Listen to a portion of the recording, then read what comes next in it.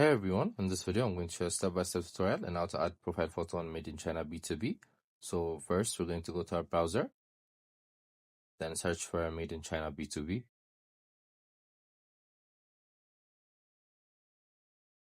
Here we're going to click on the first link that pops up. Then we're going to go to our account section on the top right corner. You guys have to sign up for this process. Then again, we have to click on my account right under your name. Then we're going to click on edit. Then click on the upload section. So we're going to choose from photo library or wherever you want.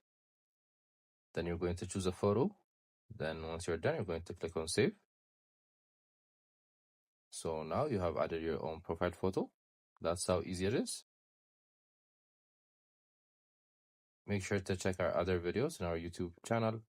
I hope you guys like this video. Subscribe for more, like for more, share for more. I hope to see you again. Goodbye.